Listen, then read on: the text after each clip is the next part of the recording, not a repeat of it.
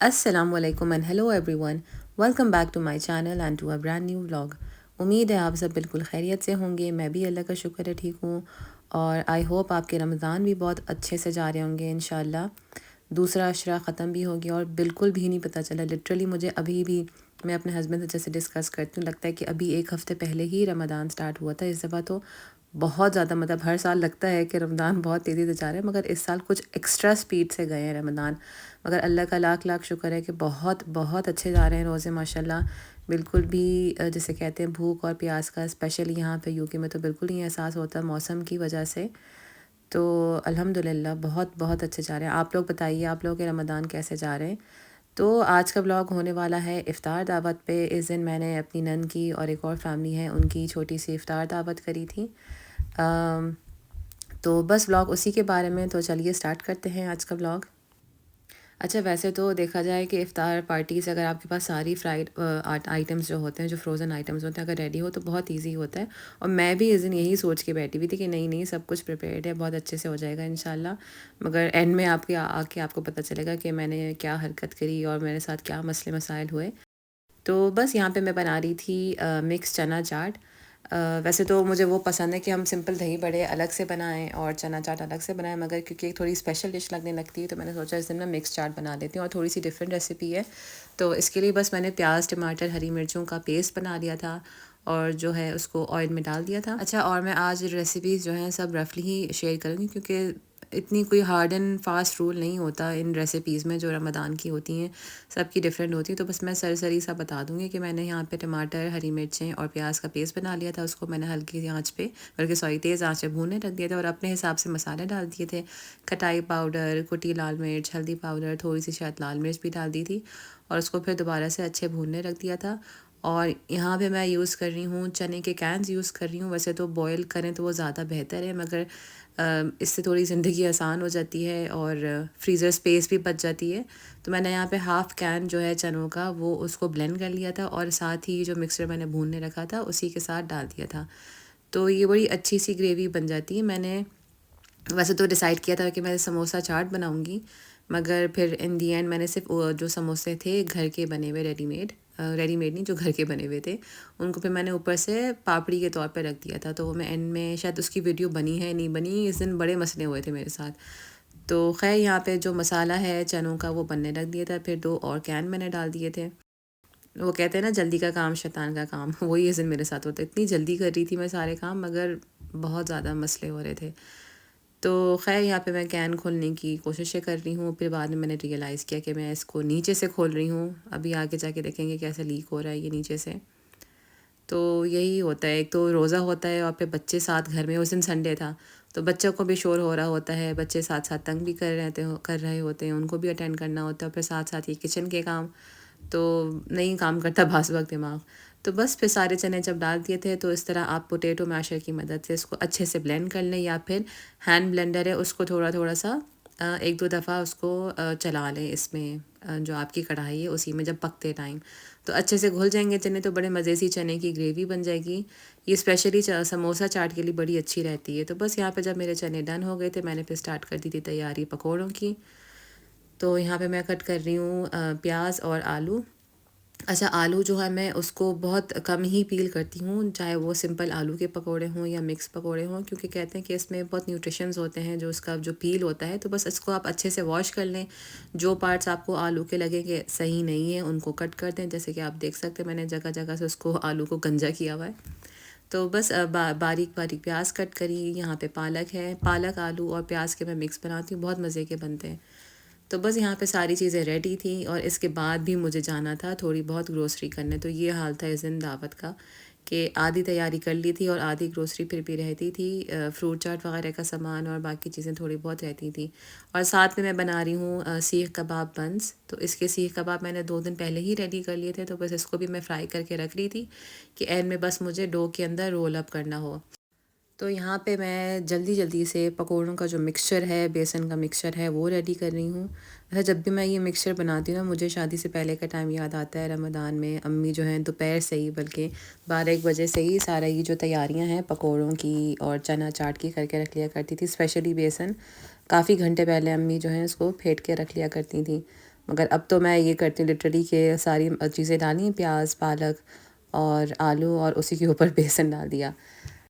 तो यहाँ पे मैंने बेसन में चावल का आटा भी डाला था, और कुटा ज़ीरा, कुटा धनिया और कुटी लाल मिर्च, ये मैंने बेसन रख लिया था। सिर्फ जो सिंपल आलू के पकोड़े होते हैं, बच्चों को बहुत अच्छे लगते हैं, हम बड़ों को भी बहुत अच्छे लगते हैं। तो इसे मैंने फ़र्स्ट टाइम इस तरह ट्राई किया था। चावल का आटा मैंने शायद यूट्यूब पे ही देखी थी किसी की रेसिपी। तो तो मैंने इस दिन सोचा कि चावल का आटा डाल के ट्राई करते हैं। वैसे तो सबकी डिफरेंट टिप्स होती हैं, ट्रिप्स कह रही हूँ डिफरेंट टिप्स होती हैं पकौड़ों को क्रिस्पी बनाने के लिए। कुछ लोग कॉर्नफ्लावर डालते हैं, कुछ शायद अंडा डालते हैं, कुछ बेकिंग पाउडर डालते हैं, बेकिंग सोडा डालते हैं। मगर मैंने इस दिन, बल्कि इस साल तो मैंने बेकिंग पाउडर डाला ही नहीं है, सॉरी बेकिंग सोडा। मैंने सिर्फ बेसन ही अब मैं फेंट लेती हूँ, क्योंकि मुझे लगता है उससे बहुत ज़्यादा स्टमक प्रॉब्लम्स हो जाती है, बहुत ज़्यादा गैस के इश्यूज़ हो जाते हैं। वैसे भी रमज़ान में अब आपका पेट का हाल तो बहुत ही बुरा हो रहा होता है। तो बस यहाँ पे सब जो पकौड़ों की तैयारी करके मैंने सारी डिशेस जो है निकालनी थी, उनको अच्छे से वॉश करके ड्राई कर लिया था और कवर अप करके रख दिया था। और साथ साथ मैंने फिर खजूरें भी निकालनी थी। जो ये छोटे छोटे काम होते हैं ना, ये इतने ज़्यादा फिर एंड में भूल भी जाता है बंदा, अगर जल्दी हो या अकेले करने वाला हो।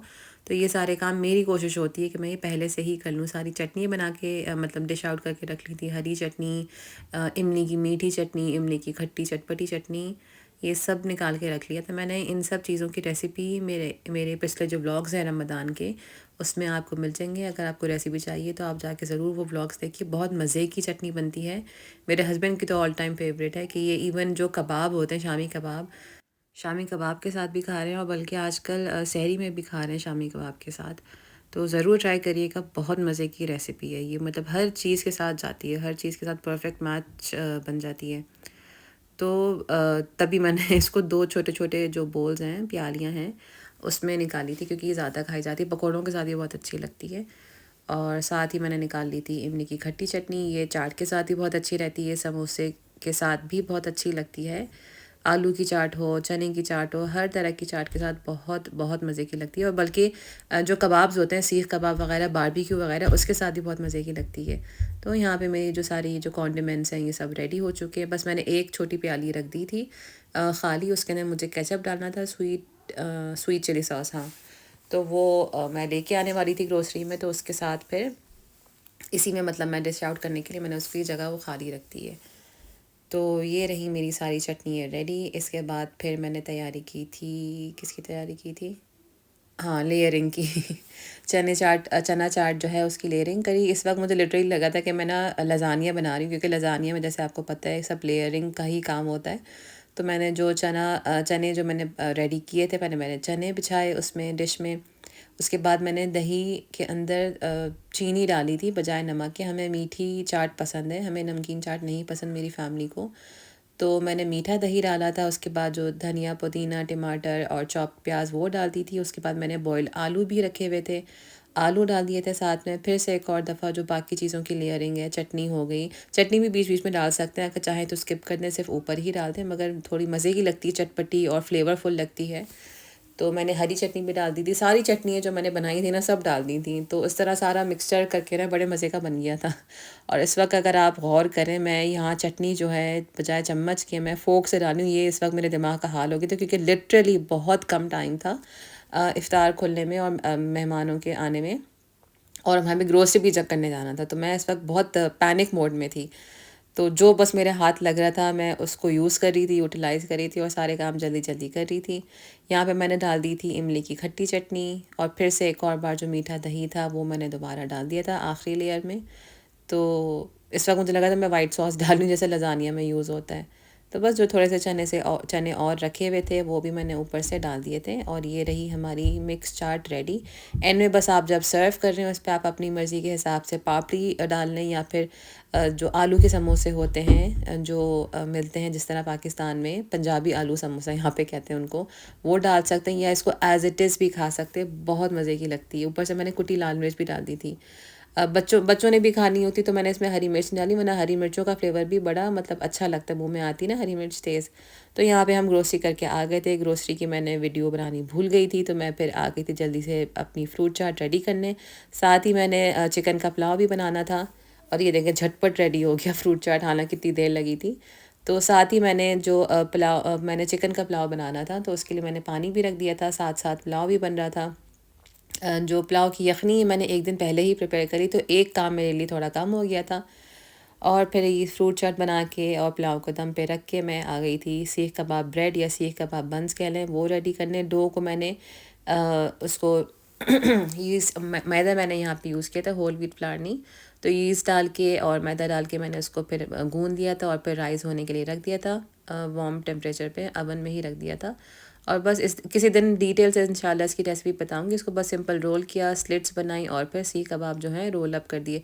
ये बहुत अच्छा आइडिया रहता है, स्पेशली रमज़ान में तो चलो अच्छा था ही, मगर ये उसके लिए बहुत अच्छा है लंच बॉक्स आइटम्स के लिए। तो इंशाल्लाह रमज़ान के बाद जब मुझे टाइम मिलेगा, जब मैं बेटी के लिए जो चीज़ें प्रिपेयर कर रही होती हूँ लंच बॉक्स आइटम्स के लिए, जैसे कबाब वगैरह, तो मैं सोच रही हूँ इंशाल्लाह ये भी फ्रीज़ करके रख दूँ।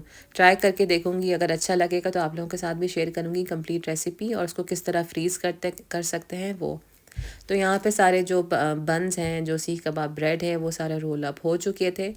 और फिर मैं इन दी एंड इस पे लगा रही थी एग वॉश, और इसको एक और थोड़ी देर के लिए, तब एक और दफ़ा थोड़ी देर के लिए मैंने राइस होने के लिए रख दिया था। क्योंकि यीस्ट के साथ यही होता है, इसको आपने 2-3 दफ़ा रखना होता है, मतलब ब्रेड को रेस्ट करने के लिए। तो इस दिन ये हुआ था कि मैं इतनी इस वक्त शायद गेस्ट आ चुके थे, नहीं आने वाले ही थे, तो मैं ये इन दी एंड मैं रखना भूल गई थी। तो ये साथ मेरे साथ मसले हुए थे कि मेहमान आ चुके थे, पकोड़े बन रहे थे उस वक्त। हालांकि मेरी कोशिश होती है मेहमानों के आने से पहले सब चीज़ें रेडी हों और टेबल पे रेडी हों। स्पेशली इफ़्तार अगर हो, डिनर हो तो वो तो कोई मसला नहीं, वो तो बंदा बाद में भी सर्व कर लेते हैं, मगर इफ़्तार के लिए मेरी ये कोशिश होती है। मगर इस दिन मेरी बहुत नाकाम कोशिश रहती। तो ये बेचारे जो बंस हैं ना, इस वक्त आपको टेबल पे कहीं पे भी नहीं दिखेंगे। जब हमने चाय वगैरह बनाई, मैंने माइक्रोवेव खोला तो मैंने देखा इनको तो मैंने यहाँ पे रखा हुआ है। तो यहाँ पे हमारे समोसे, पेटीज़ और जो मैंने चिकन ब्रेड रोल्स बनाए थे, मेरी प्रीवियस वीडियोस में आप देख सकते हैं, रमज़ान सीरीज़ में उसे मैं डाल चुकी हूँ रेसिपी। तो आज का ब्लॉग यहीं तक था। उम्मीद है इंशाल्लाह आप लोगों को ये ब्लॉग ज़रूर पसंद आएगा। और अगर आप नए हैं मेरे चैनल पे तो सब्सक्राइब करना बिल्कुल भी नहीं भूलिएगा। नेक्स्ट ब्लॉग तक के लिए टेक केयर एंड अल्लाह हाफिज़।